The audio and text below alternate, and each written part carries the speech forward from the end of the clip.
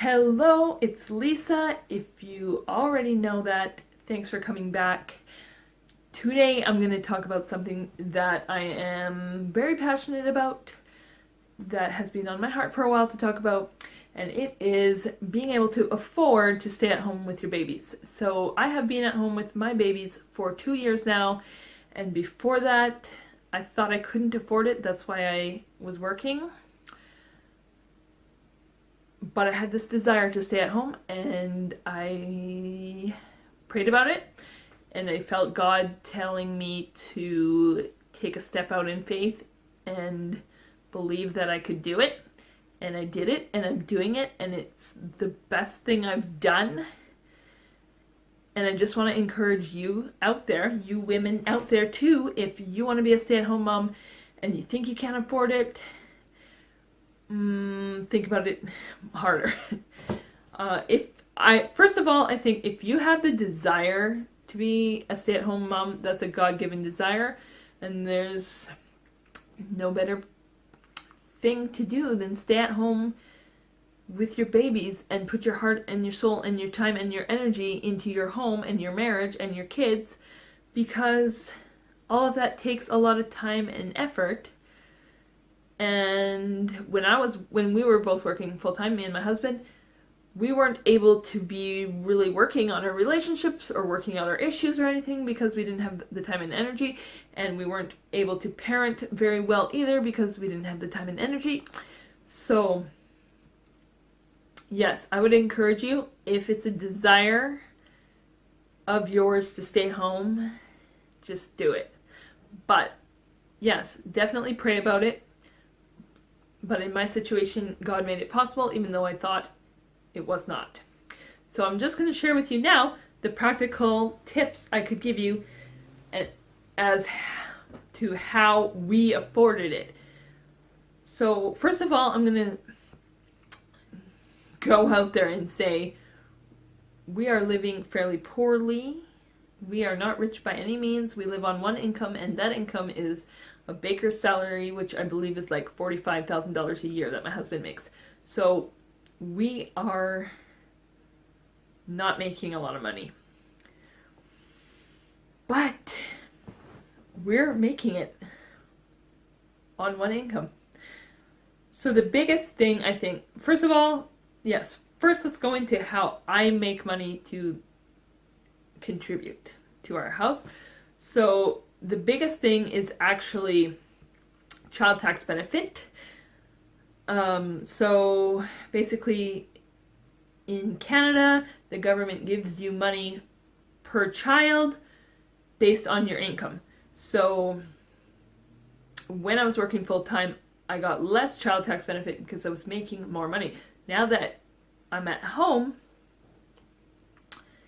I get more money from the government because I make less money. So yes, and also I had a third kid, so like I doubled my child tax benefit now. What am I going to say about that? And don't let anyone make you feel guilty about living on the government's whatever or taking advantage of the government, because you are raising the next generation, and there's no better person to do it than the parent of the child that can actually discipline and actually loves this person enough to like pour into them. So yeah, that's the best thing for society, if our kids are being raised by their parents, and they have the responsibility and the rights to, and the love and all that, to discipline them well and raise them well. So don't go at me about taking advantage of the government, because also, as a stay-at-home mom, I have not worked harder. It is a hard job, but a fulfilling one, and it's well worth it. But I'm not lazy. And neither is anyone else staying at home, raising their kids.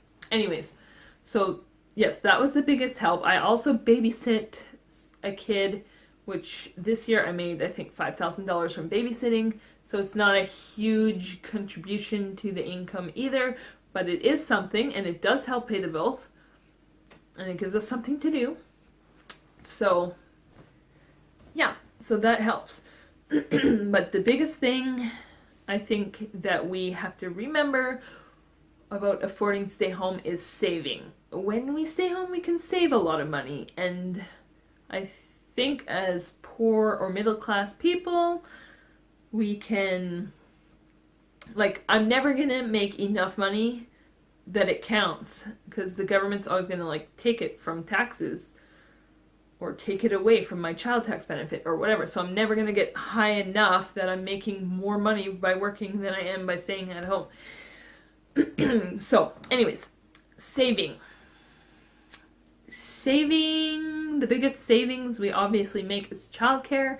When I was working full-time, I was paying $1,000 for 2 children to be in childcare, and that was basically half my income. So that has helped a lot. Now that we have 3 kids, it's not even an option to go to work right now because I couldn't afford it. I would be paying my whole wage to childcare. Yes, so another thing is vehicles. That's a huge thing that helps us save a lot of money. Is we only have 1 vehicle. So I don't have a vehicle, which means I don't have a car. Well, we don't have car payments anyways, but we don't have a maintenance on that. We don't have insurance or registration or any type of fee on that at all, which, that stuff adds up. My husband has 1 vehicle for his driving to work and all that, and taking us out or whatever, but his vehicle is a 2003 Avalanche. So yeah, he paid for that in cash, so we don't have any vehicle payments. He just pays for, like gas and registration and all that for that vehicle. Then what else? Oh yeah, we live in an affordable home. So yeah, we live in like a 900 square foot home, which is on the wrong side of town, so it's more affordable that way too. And we rent out our basement, so our mortgage payment after the basement, like minus the basement rent, is around $350 a month. So that is very affordable for us anyways in this area we live. So that helps us out too. So if you can rearrange your living situations so you're not spending a lot of money on living or a home, that'd be great, because, to not be able to be raising your children, if you want to be raising your children, it's not worth it. I don't think there's any material possession or any money or any trips or anything that is going to be worth sacrificing being at home with your kids if that's what you want to do. And this last 2 years, it's been very hard, especially the first year was very hard in adjusting to not being able to go anywhere. That's my hugest thing, or my big thing is like travel, I guess, or going on adventures or whatever. We did like nothing. The first year we went to the park, like walked to the park, and like there's a paddling pool at our park, so we went to the paddling pool a lot. They had like even like free lunches. They have like I said, we live in the wrong side of town, so it's like a poorer neighborhood, so they had lunches, community lunches that we ate too, because why not? Try to check out your community for free things you can do, and don't go out for coffee, because $20 here and there adds up. And yeah, I think that's pretty much it. We also didn't eat a lot of fancy foods. We ate very simply. So because for a while there we were very, very poor until how does that work? Because our child tax benefit changes from the previous is based on the previous tax year, so it took like a whole year and some for our child tax benefit to go up.